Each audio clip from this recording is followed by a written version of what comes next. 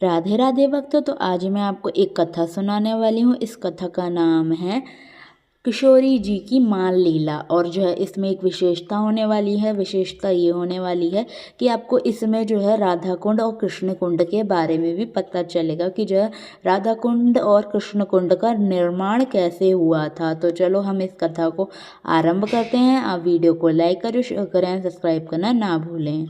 ठाकुर जी गए और जाकर के किशोरी जी की द्वार पे खटखटाने लगे। अंदर से किशोरी जी बोली, कौन आयो है द्वार पे? ठाकुर जी बाहर से बोले, हरि आयो है द्वार पे। किशोरी जी बोली, हरि बंदर आयो है मेरे द्वार पे। अरे सखीरी जाइयो ज़रा, भगाइयो ज़रा बंदर को। अरे कोई वन का बंदर आयो है मेरे द्वार पे। ठाकुर जी बोले, अरे नहीं, वाह वाला हरि नहीं, मैं आपका कृष्ण हूँ, आपका घनिष्ठ मित्र। किशोरी जी ने जैसी सुनी कृष्ण आयो है, कृष्ण का अर्थ होता है काला। किशोरी जी बोली, अरे गोपी लाल बंदर नाई आयो है, कारो बंदर आयो है द्वार पे, भगाओ जा करके। हरि नहीं आयो है, कृष्ण हरि आयो है, मतलब कारो बंदर आयो है, लंगूर आ गयो है द्वार पे। श्री जी बोली, अरे कारो बंदर आयो है गोपी, भगाओ जा करके। लंगूर बंदर तो गोरो बंदर से ज़्यादा खतरनाक होवे। ठाकुर जी बोले, अरे नहीं नहीं श्री जी, श्यामाजू मैं आयो हूँ मधुसूदन। किशोरी जी बोली, ओहो अरे सखी देखो तो द्वार पे लगता है मधुमक्खी आई है। अरे द्वार मत खोलियो, आ करके डंक देगी, मोहे लग जाएगी। ये पूरे ब्रज बिन के ब्रज चखवे बारी मधुमक्खी आई है, वे भोरा है, खड़ो है, भीतर मत आने दियो। ठाकुर जी हर प्रकार से हाथ जोड़ रहे हैं, पैर जोड़ रहे हैं, अपनी बात कह रहे हैं।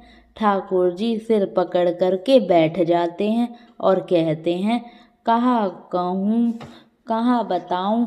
हरि बताऊँ तो बंदर सुने, कृष्ण बताऊँ तो कारो बंदर समे, मधुसूदन बताऊँ तो मधुमक्खी समझे, क्या बताऊँ?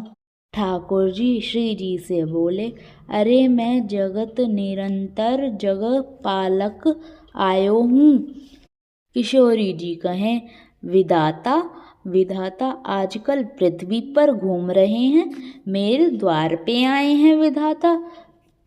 किसी भी प्रकार से श्री जी द्वार नहीं खोल रही हैं। ठाकुर जी समझ गए कि श्री जी मान करे बैठी हैं, रुष्ट हो गई हैं मोहे। अंत में ठाकुर जी कहते हैं, अरे मैं ब्रज में विधन को दास, ब्रजवासियों को दास, श्यामाजू को दास, आप सब ब्रजवासियों की कृपा दृष्टि पलने वारों, आप सब को दास आयो है। तब श्री जी बोली, ओहो नंद नंदन कृष्ण आयो है क्या? ठाकुर जी बोले, हाँ ये मोहे परिचय है।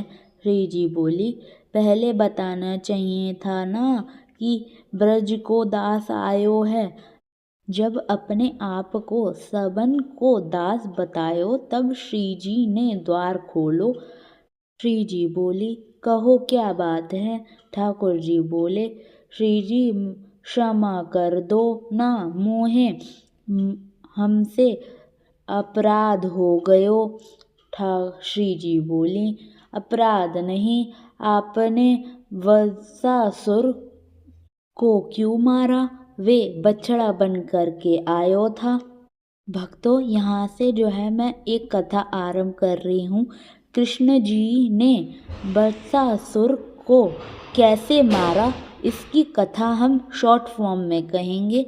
तो कथा को आरंभ करते हैं। कृष्ण जी अपनी गैया चराने जा रहे थे तो वत्सासुर नाम का असुर दैत्य ने बछड़े का रूप धारण किया और कृष्ण जी की गैयाओं के बीच में छुप गया।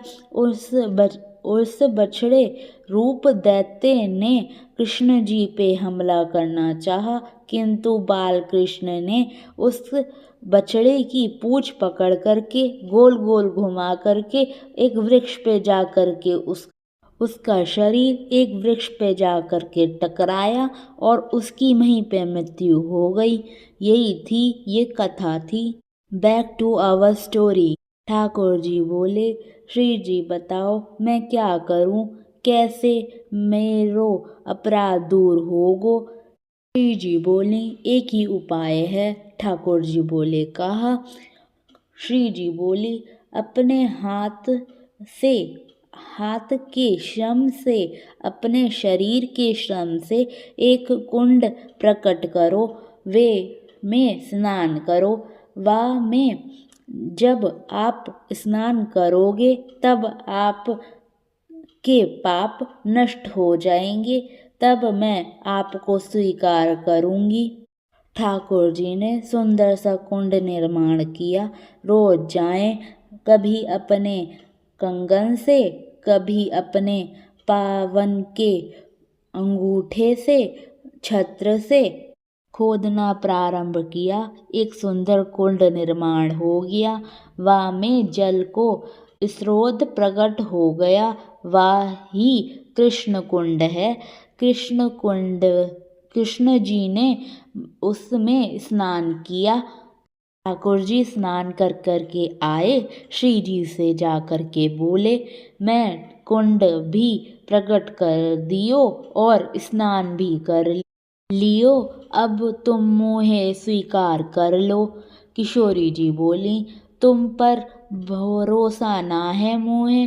ठाकुर जी बोले, अरे मैंने इतनी मेहनत करके कुंड बनायो, स्नान भी कर लियो, अब तो स्वीकार कर लो। किशोरी जी बोली, मुझे भरोसा ना है, मैं एक कुंड बनाऊंगी।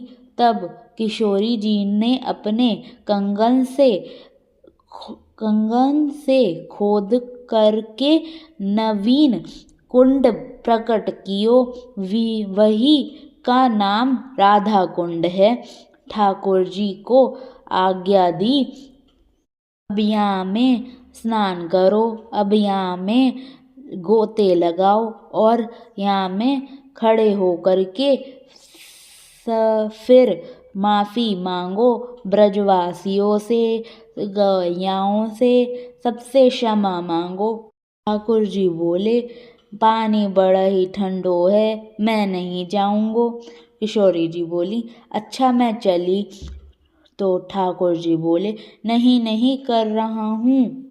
ठाकुर जी ने वहाँ में स्नान कियो, कर कान पकड़ करके क्षमा मांगने लगे। सब ब्रजवासियों से, गैया से क्षमा मांगने लगे। तब श्री जी ने ठाकुर जी को बाहर निकाल करके हृदय से लगा लियो, अब स्वीकार करूंगी। नहीं तो ठाकुर जी से रुष्ट हो गई थी। श्री जी स्वीकार ही नहीं कर रही थी, त्याग रही थी।